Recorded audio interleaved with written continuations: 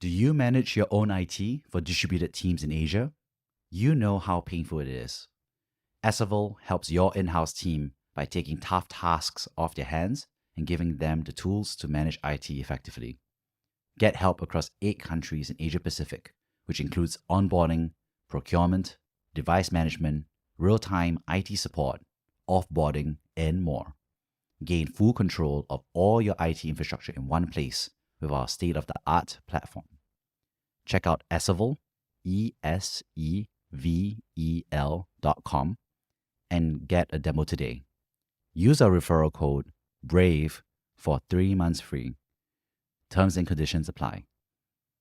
Welcome to Brave. Be inspired by the best leaders of Southeast Asia tech. Build the future, learn from our past, and stay human in between. I'm Jeremy Au, a VC, founder, and father.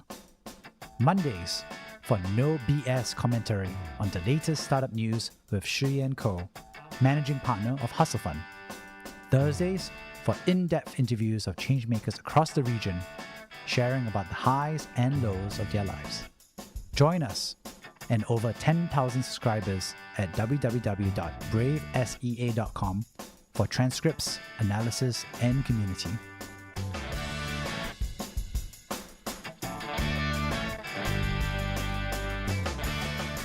Hey Shiyan, 2 big topics that seems to be on everybody's mind in Southeast Asia. The first is the Singapore budget, since so many people are impacted by all the cash that's floating around. The second, of course, is generative AI. So lots of stuff about the press and so forth, but everyone's asking like, how does it apply to Southeast Asia?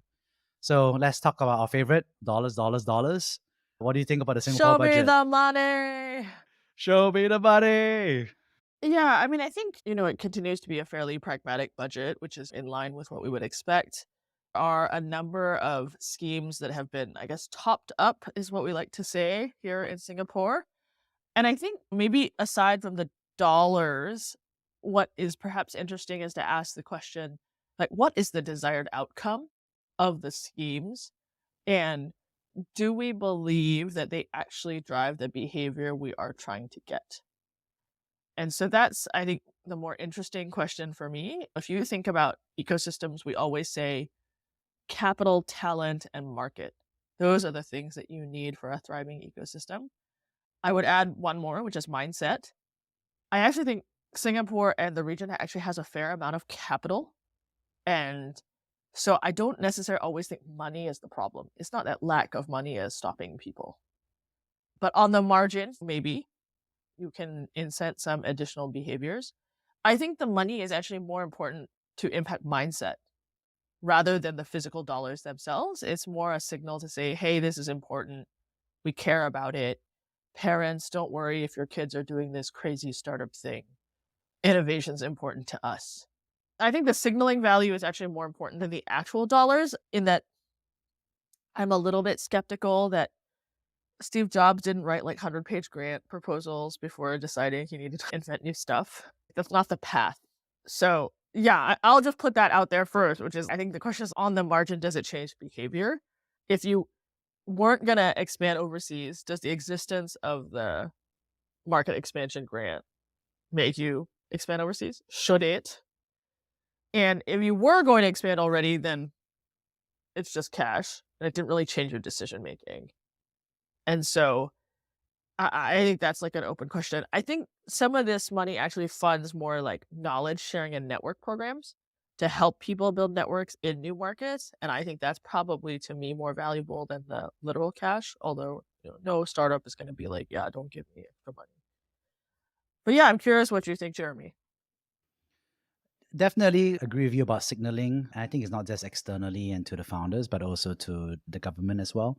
I've definitely know a founder that was expanding to Japan. Some of it was financial support, but a big chunk of it was actually getting help from the ambassador and the local embassy to actually build in the connections, because Japan is not an easy market to enter from outside. I think there was a nice priority signalization that this kind of like money talks and action is really important. So like you said, I think a lot of it is knowledge sharing. I think where I differ with you slightly is like this part about, does it really matter as well in terms of creating outcomes? And I think I look at it in 2 different ways. I think the first is, Singapore obviously is a strong country, similar actually in terms of GDP per capita in many ways and education outcomes to Malaysia and Thailand, right, in Southeast Asia. But I think the capital availability has been pretty high, right? And so some of the moves for the government to not only bring in investment, but also to incentivize that investment to go towards startups has jump-started the ecosystem with a high capital availability, which again kickstarts the whole like flywheel, right, of like accelerators and cultural change for founders to come up on one hand. And the second hand is I think the world is moving towards more subsidies and protectionism, right? I was discussing with a Harvard professor, and his point of view was, for example, Singapore has historically been a semiconductor place as part of the global supply chain, especially when semiconductors were relatively global and distributed. Since of the decoupling, America is desperately trying to reshore it to themselves. And then China is also trying to reshore semiconductors to themselves as well. And basically, both China and America are both throwing a ton of money. And so I think the truth of the matter is America and China can throw way more money at their own factories than they would Singapore could, right, for its own domestic semiconductors. And this is paralleled in terms of cash subsidies. But I think the other angle that Singapore primarily has done is through tax minimization, right? So tax rebates and credits. And with the recent global tax reforms driven by President Biden, good for America for making sure there's less tax avoidance from MNCs. But I think it removes a strong pillar of economic attraction, right, for multinational companies to come to Singapore. And actually a very large chunk, $4 billion under this National Productivity Fund, is actually just devoted to attracting MNCs that would primarily in the past been attracted by tax credits. So I think this might be the new normal. Yeah. Yeah, I mean, the semiconductor point, I think that's a much longer conversation, right? Which is that I think on the US side, you've got the R&D talent, but you don't necessarily have the production talent or the process knowledge. And then, of course, the US is actively trying to deny that process knowledge to China, on top of denying access to the actual machinery that produces semiconductors, right, through their targeted sanctions sort of blocking programs. I can't remember the name of the actual program. But yeah, I think it's a worthy question to ask, what is Singapore's role going to be in that? Well, we did have a big semiconductor project in the 80s. We had National Semiconductor, which we sold to the Europeans. And so I think there's a question of what is the sliver that we can own that it makes sense and is strategic and isn't just buoyed by subsidies. But yeah, I think the decline of the tax credit, I guess, as a carrot is an interesting one.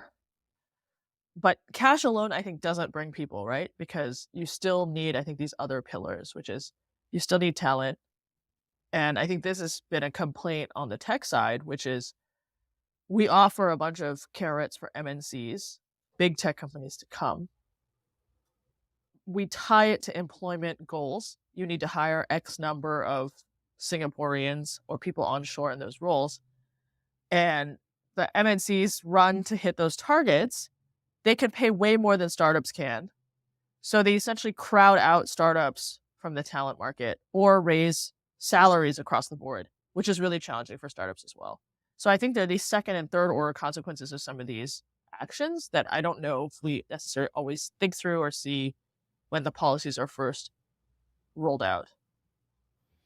100% agree. I think also it changes the quality and the type of jobs that are available. So a lot of multinational corporations, they're building out sales or local marketing, but not necessarily locating engineering or key product management roles in Southeast Asia because That has for changed. example, is US. They're starting That to has change. changed. Stripe but is an engineering center. Yeah, Google has a bunch of product and engineering teams here around their NBU business. And I have seen a number of people whose programs are actually tied to technical talent. It's not tied to sales and marketing. I mean, and I that's think where the startups roles are suffer the changing most, actually. at a junior level. But now I was talking to someone who was in the government, and his perspective was the local startups that have grown right from seed to Series A to growth stage and to going public. They have the whole spread, but they also have the executive leadership, and they also built out a whole bunch of talent that kind of have that networks. And they also have a long-term interest in growing the local talent pipeline in a different form and fashion. So I think there's an interesting dynamic, like you said, where it's like you said, there's a crowding out of young startups, But the issue is not crowding out young startups. You're crowding out future unicorns or large companies that could come out of this crop of young startups, right? That can really build out Yeah. that full executive leadership. So I think it does, that crowding out, I think, is much less obvious, right? Because nobody cries about a young startup not being able to do it. But if it crowded out a future Creative or Razer or Grab or Gojek, then I think it's much less obvious. Well, I mean, even Grab and Gojek, all these guys, like, they don't have the bulk of their technical talent onshore in Singapore because there's just not enough people. Like, they all have engineering centers in India, in China, in Vietnam, because you just can't get enough bodies. Of course, Singapore wants to attract talent to Singapore, right? That's the goal of the government. But there is a sort of positive knock-on effect for the region as a whole, right? So if there is a model of a Singapore startup where maybe you have some core senior talent in Singapore, but your much bigger sort of engineering teams are actually in Vietnam or other places, it's not the platonic ideal, perhaps, that the policymaker thought of when they designed it, but actually at the ecosystem level, it actually could be long-term. I agree. And I think side note, of course, was I thought it was interesting to have a lot of these productivity solution grants for local small, medium enterprises to upscale and change.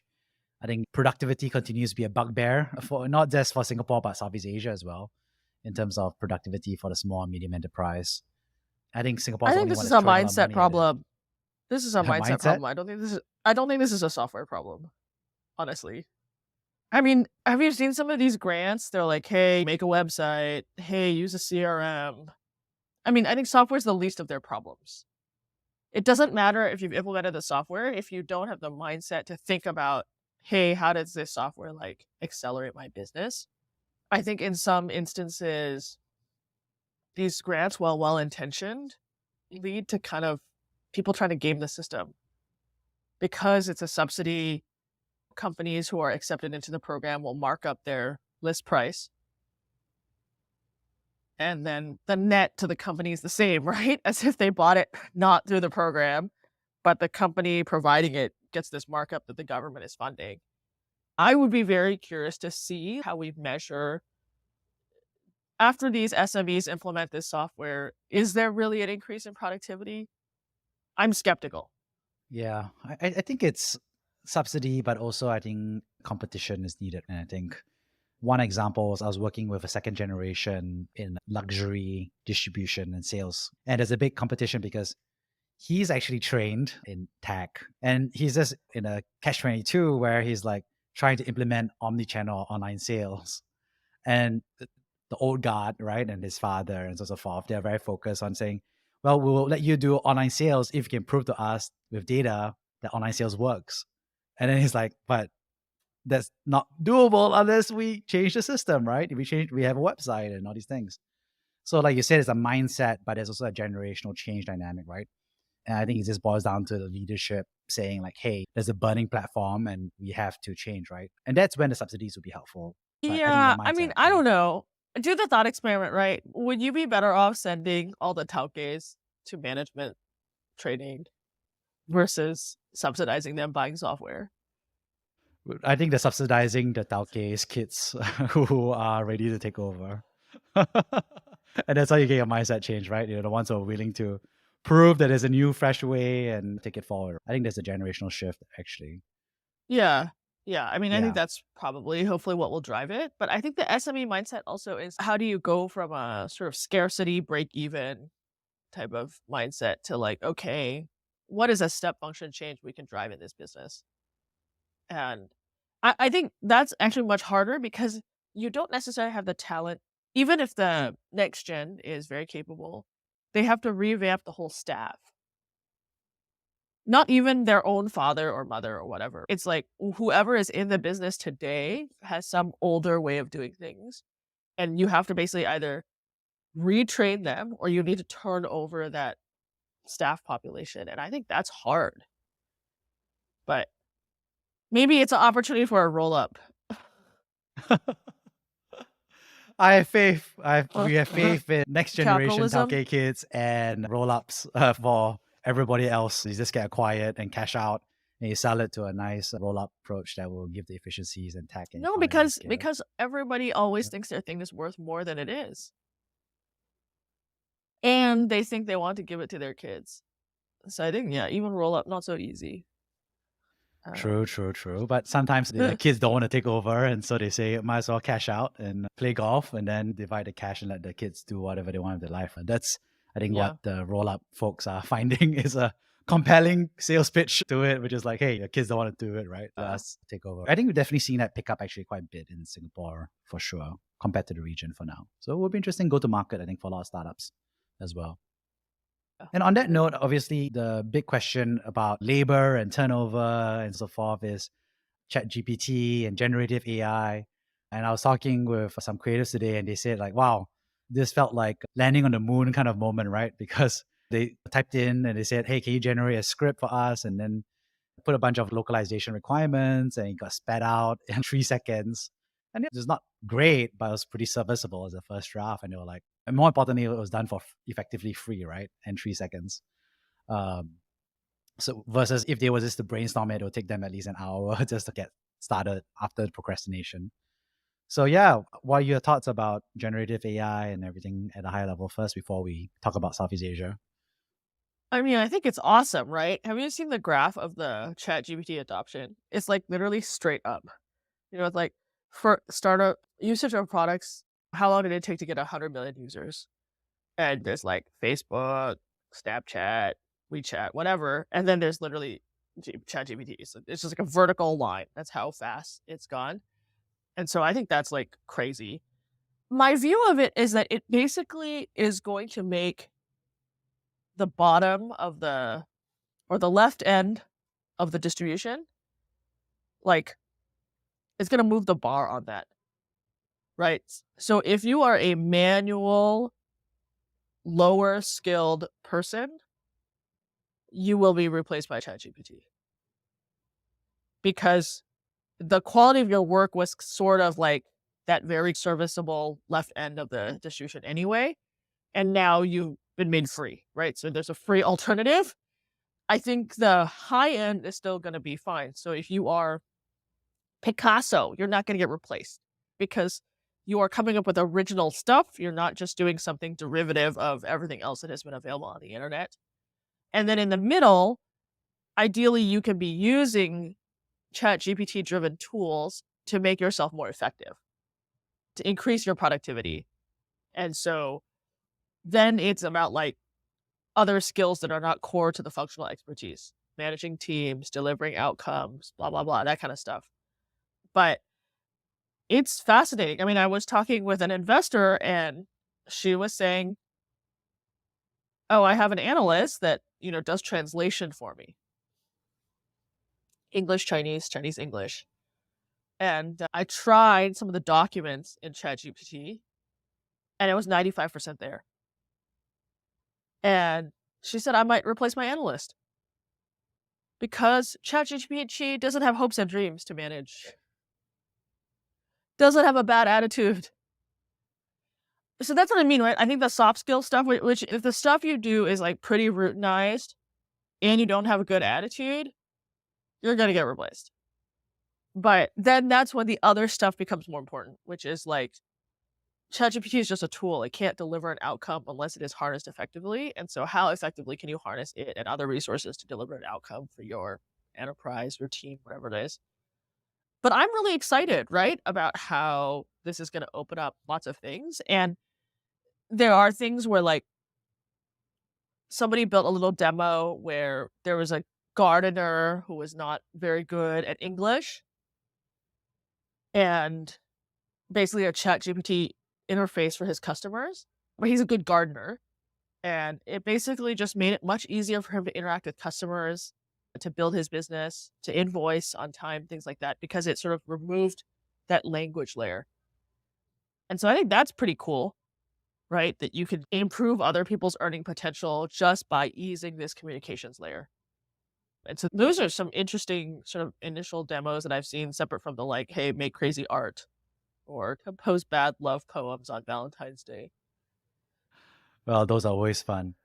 And it was, like you said, I was mind blowing. I was playing around with Mid Journey for the picture. And I'm not a designer or illustrator, but there was some stuff that I made really great in 20 seconds. And I was just like mind blown. And I think the superpower here is you make somebody who has no expertise in something get to a pretty average level. But if you're, like I said, if you're average or displaced, and actually I'm a little bit more pessimistic about what you said, because I think you implied like, okay, yeah, if you're a bottom, you get replaced. And then in the middle, you still have a chance. And at the top, obviously, you still have a calling and passion.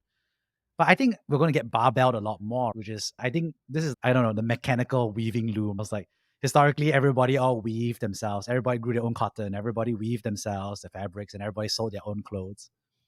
And suddenly, I think, this mechanical loom basically displays all the weaving. And I think there's just going to be like factories where there's going to be like ChatGPT is being scaled to millions of billions of pages. I'm just saying. And I think there's going to be giant factories of content mills that's like spamming the internet. And I think you're right. I think going to eat up most of the middle. I think the middle is going to disappear a lot more within that thin layer.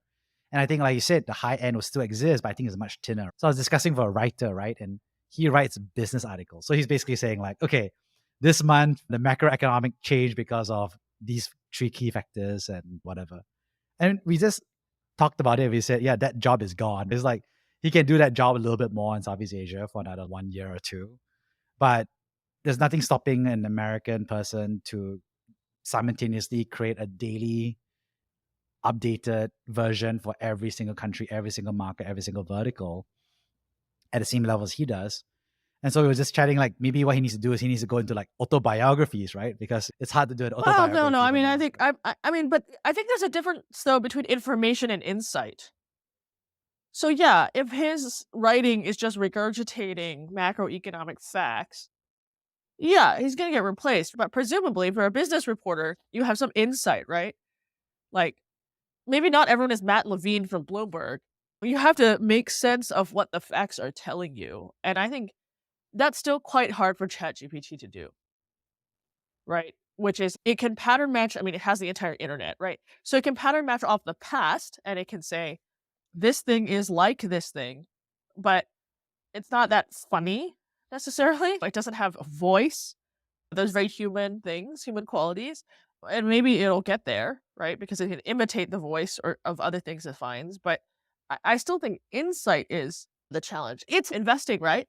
People always want to think it's like very numbers driven, and it's like, we already have the technology to automate numbers, right? And there's obviously like high frequency traders and things like that for people who trade very quantitatively. But there's a whole actually vast field of investing where everyone's looking at the same numbers, but they're actually coming to different decisions. They're making different calls and different insights. And so judgment, I think, really matters. Point of view matters. And so I'm like maybe like slightly more positive there. My counter argument is that I think you think too highly of most of the writing out there. Oh, no, I don't like most of the writing out there. Okay. I would say most of the writing's not that good. They got to step up their game, but like they're actually capable of that. It's just nobody has asked them to do that. But it's like sports writing, right? It's like team A played team B. Player team A said this. Star player team B. It's like boring, right? Like, yeah, a machine could do that, and they could do that before ChatGPT. People were already producing sports news with automated scripts. But really great sports writing, like, it's funny. It's exciting. It's like, it's worth reading. But I agree. The vast majority of stuff today is drivel. It's boring and it's mediocre. It's not interesting.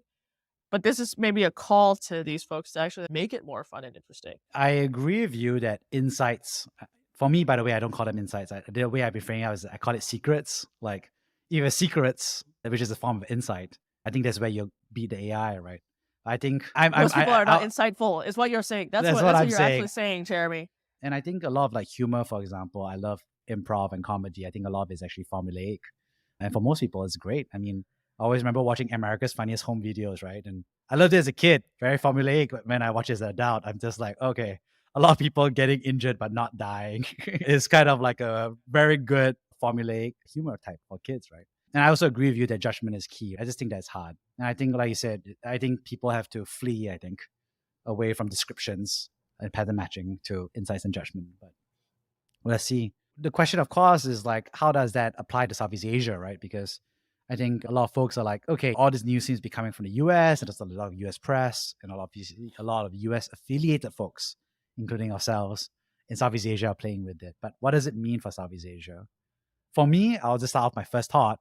My first thought is a lot of this fundamental research is being done in the US and in China, right? And so there's an awkward reality where just a lot of the gains for the fundamental learning models, the fundamental research is being done in the US and China. Russia is nowhere near a good example. Like historically, it's been good at computers, but they're nowhere near for artificial intelligence or these general understanding machines.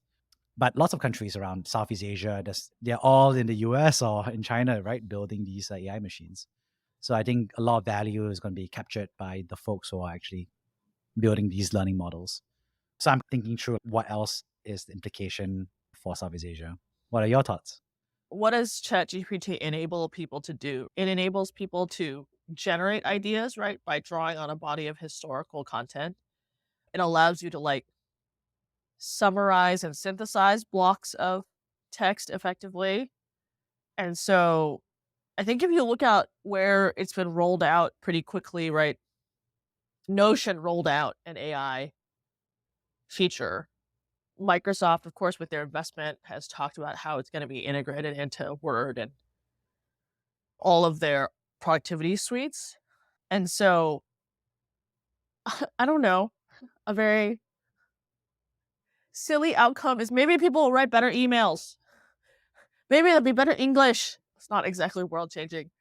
Like, I think I'm curious to see how it shows up in sort of business tools, right? So it's not going to be a standalone product. It'll be integrated in business tools. Maybe it'll enable better interfaces and communication.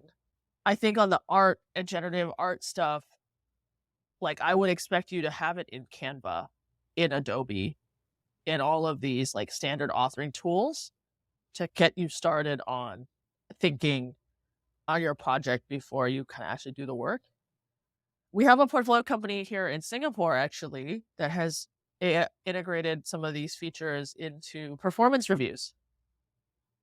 So people hate writing performance reviews, and it basically assembles all the things that feedback you've given to an employee over the course of the review period, and then it generates the draft performance review. So you just go and edit it rather than have to write it from scratch.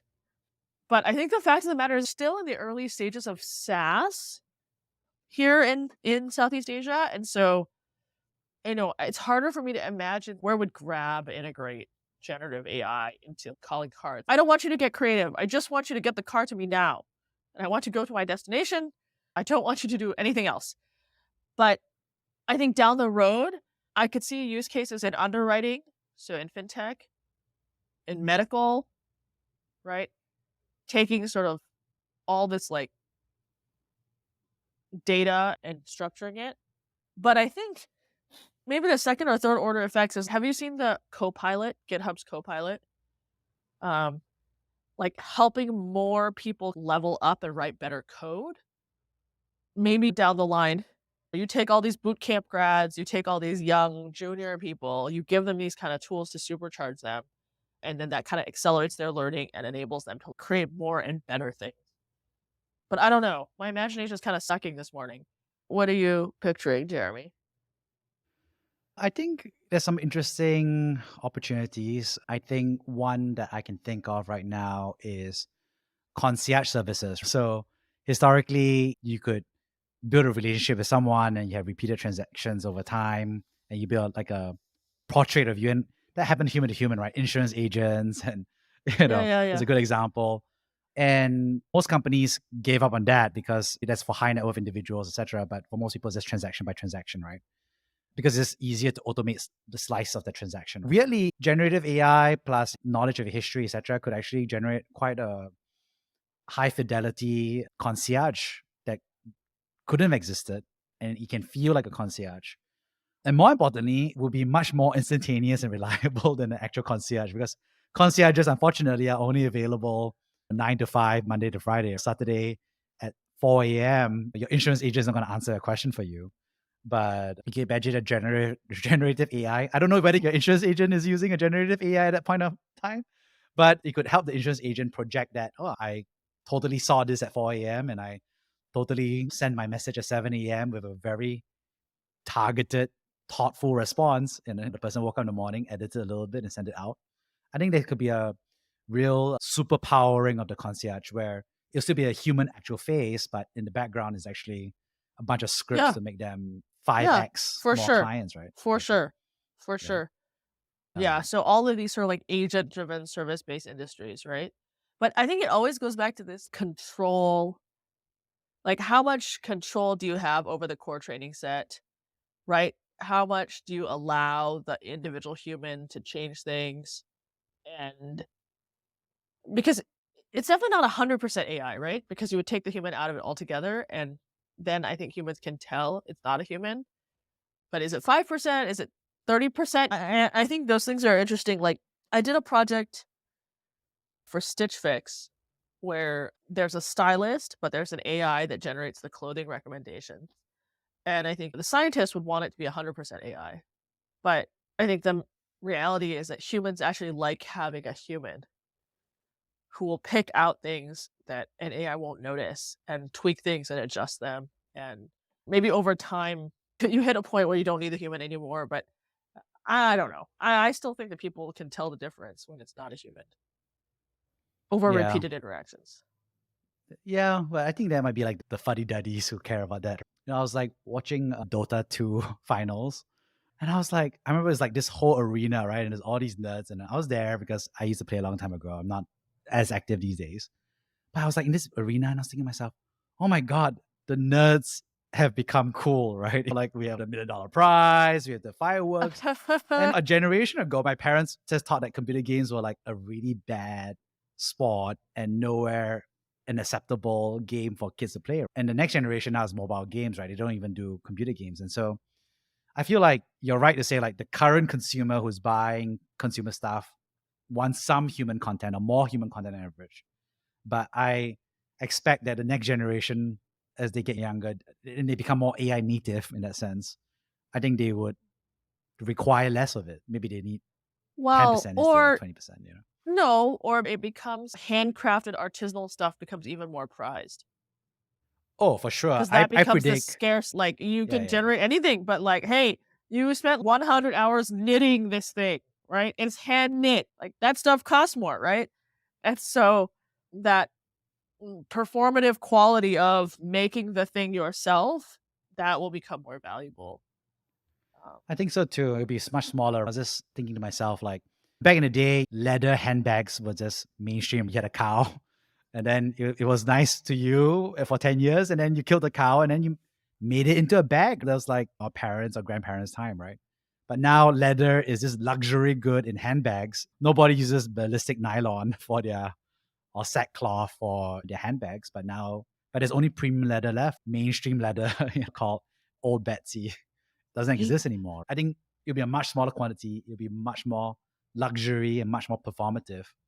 But maybe, all those people who don't need to do their jobs 40 hours a week anymore because generative AI is doing it for them will have free time to then handcraft more things. Free time to what? I know, because they have free time to fall in love with their generative AI romance partners. Which, by the way, I think is going to be a real thing. I literally just read an article about this person. He was grieving over his dead fiance, and he trained the AI to speak with the voice, right, to some extent, right, and the style of his dead fiance. And so he used that to process his grief and so forth. And obviously, the story ends with him moving on because he uses that to get his life in control. But then I was like reading the story, and I was thinking to myself, like,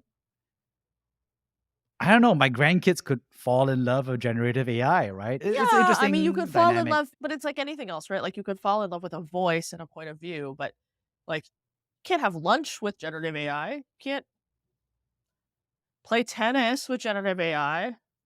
Generative AI is not going to keep you warm in your bed at night. I mean, come on, man. I feel like I know for sure that I'm going to be part of the generation that's going to be like this, leading this countercultural movement to keep love human or something like that, right? It's less about the fact that I think it's going to happen to some extent, but I just feel like there's going to be a counter reaction to it as well. So I think it's going to be an interesting dynamic, right? It's what we talked about. Yeah, but I mean, it's like people are already like obsessed with like anime or movie stars or whatever. Like the human brain has an incredible capacity to like create connection to distant things that have no relationship, no real relationship to you, right? BTS. Does BTS know you exist? No. But BTS loves to sell you stuff, right? But you can still feel all this stuff, right? But I mean, there will just become more and more versions of this thing, and maybe that becomes atomized, right? And it's not that everyone is obsessed with one rock group, you're obsessed with your own produced version of things. But Wait, I you don't and I know. just came out with a $1 billion idea. We sell a generative AI that pretends to be BTS with the video, the syncing. You feed it your bio data, and then BTS guy just falls in love with you organically. That's a $1 billion idea there. I mean, like, why do you even need Cameo anymore, right? Like, you could do Cameo without the human talent. There's enough material out there that you can make videos of any famous person saying whatever you want. Yeah. And maybe you give them a license fee, but you don't have to pay them the whole thing because they don't actually have to physically spend any time anymore. And I think I believe in that. And I think one of my things I believe is that it's going to displace a lot of creative talent. So Darth Vader already sold his voice rights, right? Darth Vader's voice can be used forever and ever and is being cloned forever. But I think, unfortunately, of course, Leia, she passed away. But there's a lot more Star Wars movies in the future. And they already generated several versions of her being de-aged or CGI'd already. And so, to some extent, actually, I think historically, a movie could not continue the franchise if with that actor or actress because that person's passed away. And that role would have had to be given to a young, new person, new blood. But that role is just going to be continue to be filled to some extent, that amount of screen time. And so I think one thing that hasn't happened is since the original trilogy, Luke Skywalker, Han Solo, and Leia have not reappeared as a reunion since the original trilogy. And my big prediction is that it's going to happen again. Disney is going to pay enough money to make this digital recreation. It's going to happen in 5 years or 20 years. But I think all three of them will have sold their digital rights. And then we're going to have a reunion. And they're all going to be 100% generated. It's crazy. Yeah, it's an interesting question, right? Do we value those as much? Does it matter? It's like how like you can have sequels. I always feel sequels are not as good as the original, but maybe that's being me, cranky old person. And then does it get diluted? You're on the 10th Star Wars or the 20th Star Wars episode. Like, that's a hard one. And then you lose the promotional activity, right? If you don't have a physical live actor, then who do people go see? Like, you can only see the movie. You don't have other sort of spin-off things to do with it. It'll be interesting, though. I'm curious to see how that goes. I mean, Disney has no problem with infinite copy and paste of Mickey Mouse, right? And various characters, right? And lifetime value is long, right? You start with kids and you keep going, and there's an amusement park. There's so many ways to consume that same piece of content in different contexts. That's true. There's that Bob Iger interview where someone asked him, can IP be overexposed? And he was like, no. Good stories, like, you can't have too much of them. And I was like, do you have a small child who's made you watch Frozen a million times? Because I really think you can have too much exposure to IP. But yeah, it's a good question. Exciting times ahead. I mean, children actually psychologically cannot get overexposed to stuff. They love repeating stuff. Adults have a shorter attention span / ability to see repetitive content.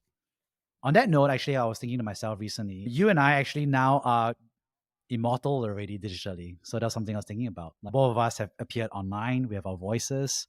We've talked, we've bantered. We have our WhatsApp messages. We have our email stuff. You want to do an episode just with generative AI versions of ourselves? Like, we don't talk. We just see what it comes up with, and then we have the audience judge. Like, does it sound like Jeremy?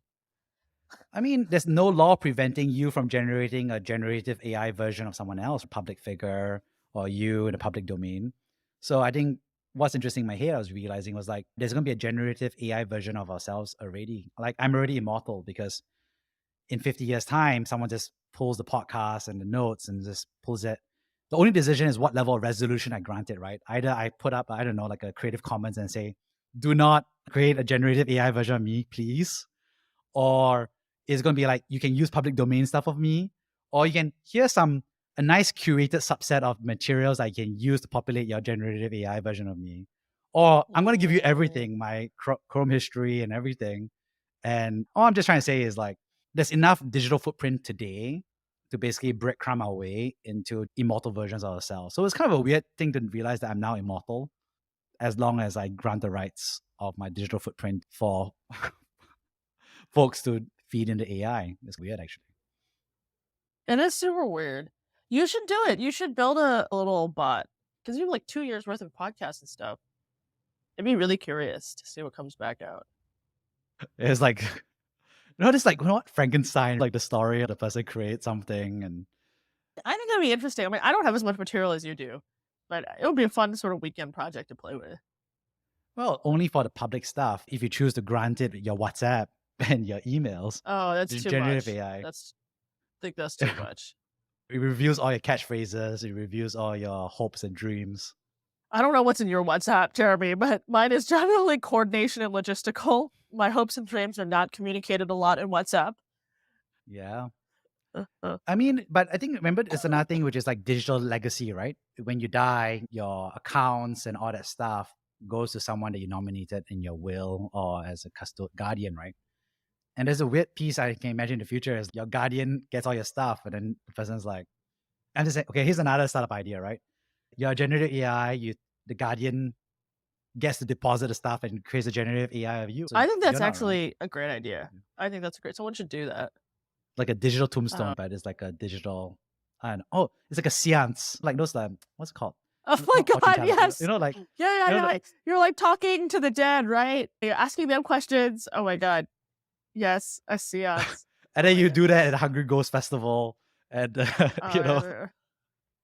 Yeah, now you have literal ancestral spirits. You can literally be like, Au and Shiyan from 100 years ago. What do you think about me feeling lonely today? And then Shiyan's like, I believe in you. Get over it, dude. You can do it. Don't worry, dude. It's like, don't worry. Go outside. Make some friends. Talk to some people. That would be really interesting, actually. That would be a fun weekend project. We should build a bot. Yeah. Yeah. I think that would be very entertaining. Well, on that note, glad we got to discuss a lot of different things. Budget winners for Singapore, crowding out startups, generative AI barbell versus insights and secrets and judgment. And then we started brainstorming about how we can localize this in Southeast Asia, agent and concierge, creative industry, digital tombstone, ghosts. So that was a fun chat. Thank you for listening to Brave. If you enjoyed this podcast, please share this episode with friends and colleagues. Sign up at www.jeremyau.com to discuss this episode with other community members in our forum. Stay well and stay brave.